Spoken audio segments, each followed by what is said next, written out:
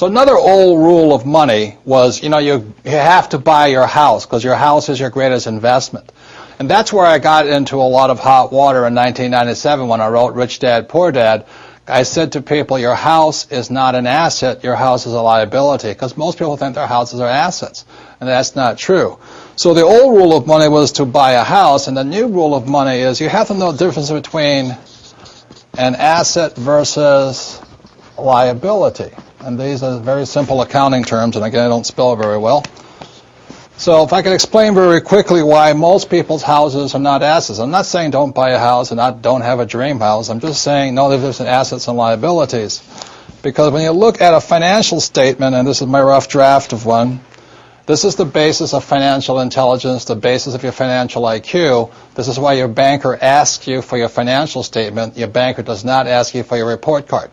The banker does not care if you had great grades or what school you went to. The banker wants to see your financial statement, income, and balance sheet, because this shows them how smart you are financially. This is more sophisticated than just, your credit score. But anyway, financial statements has income, expense, asset, and liability. So when most people buy a house, liability, when most people buy a house, what you have here is a mortgage. And it looks like you have a house here, which is an asset. But that's not really accurate. What determines if something's an asset or liability is the most important word in financial intelligence, and the word is cash flow. And we ask any accountant how important this is. So as a young boy, my rich dad very simply said, assets put money in your pocket. Cash flows into your pocket. And a liability takes money from your pocket. So if you're truthful about it, you say, well, does my house take money from my pocket? And I would say for most people, every month their house takes money from their pocket. And then the savers say, but my house is paid off. I don't have a mortgage on it. But you still have expense, insurance, and upkeep. So the house is taking money from your pocket. So my point here is this.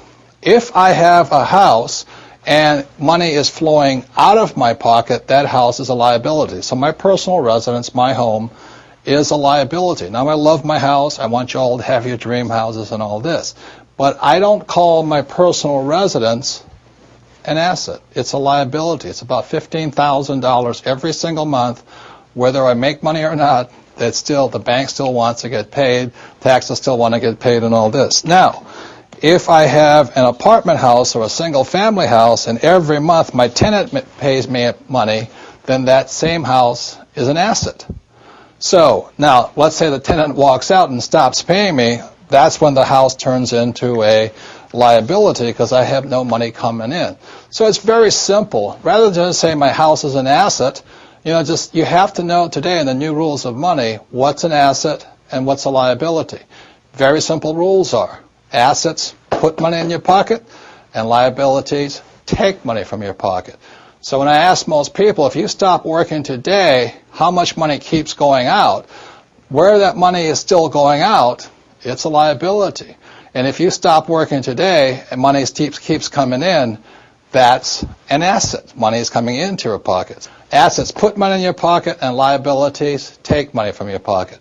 The reason my wife and I could retire when we did at a relatively young age, we had more assets than liabilities. The reason people are in trouble today, they have more liabilities than assets. So if you're going to be rich today, don't just say my house is a good investment.